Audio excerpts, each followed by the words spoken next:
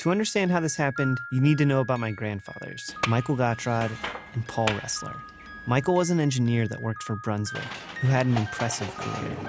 He helped design the first automatic pin setter and ball returns.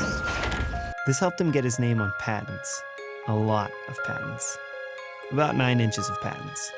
He was also a skilled sailor who loved to race. He kept a logbook of every race he ever had. In it were charts, graphs, and notes like, "Don't tack on a header." At the time of his death, he had in his office a pair of binoculars, pocket knife, a Good News Bible, a notebook titled Standards and Design Data that was filled with hand-drawn illustrations and graphs, and the most detailed descriptions of a spring I've ever seen. There was his slide rule, a hat that lived in the corner, 4 pairs of glasses, and this stained glass window. One time, Michael noticed that the white plastic cylinders on his chandelier had started to burn. He replaced them with ceramic, and they never burnt again. When Paul was 17, he left his friends and family, dropped out of high school so that he could join the Navy because he didn't want to miss the war. There, he served his country, traveled the Pacific, and made a real-life band of brothers. After he came home from the war, he became a sheet metal worker and quickly joined the Union. He loved fishing, hunting, and the outdoors. He didn't consider himself an artist, but whatever ability he had, he expressed through wood carvings. This is a brand new John Deere lawnmower. This is a Paul Ressler lawnmower. It's got a sheath for the saw, a holster for the clippers, weights in the front for balance, and extra storage in the back for all the essentials. At the time of his death, he had in his workshop washers, nuts, bolts, screws, pop rivets, drill bits, and more screws.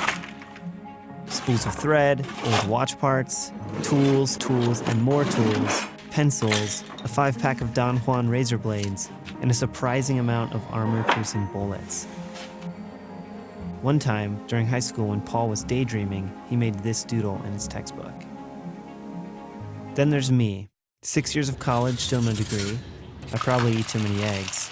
I definitely drink too much coffee. Just kidding, you can never have enough coffee. I've pretty much always had great hair. This is the best thing I can do with a basketball.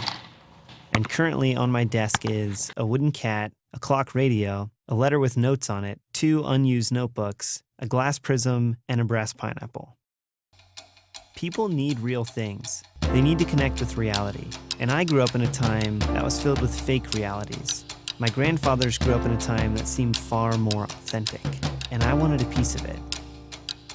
Paul left me a .22 rifle. It was the first gun he ever bought. Michael left me his Brunswick hat. He always used to sail in it. I used these 2 objects not only to connect to my grandfathers, but to the times they lived in. And I wasn't the only one making connections like these. Mustaches and straight razor shaving is a connection to an older time.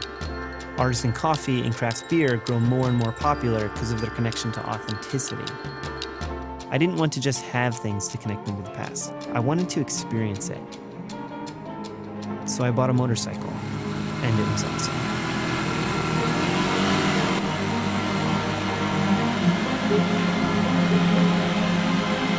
Then there's my mom. She loves Alfred Hitchcock films. She has an interest in archaeology, which is why she's wondering if this is Herod's tomb.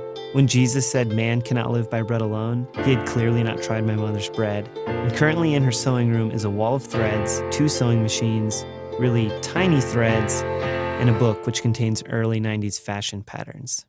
But most importantly, she was unhappy about my bike.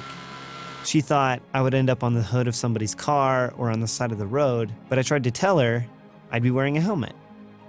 But she still thought it was dangerous. And you know what? She was right.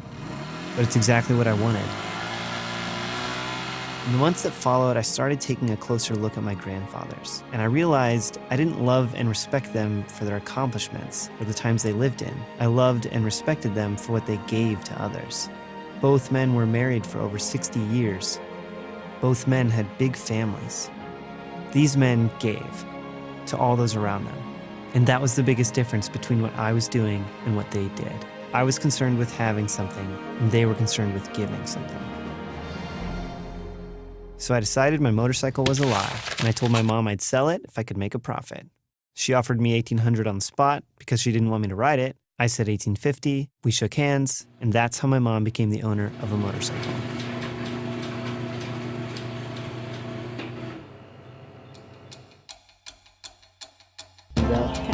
Tell me if it runs out.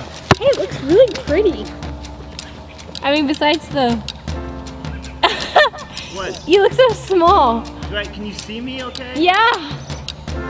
Tell me if you can see the ball. Yeah. Okay, that was good. I mean, it looks... Yeah, you can see it.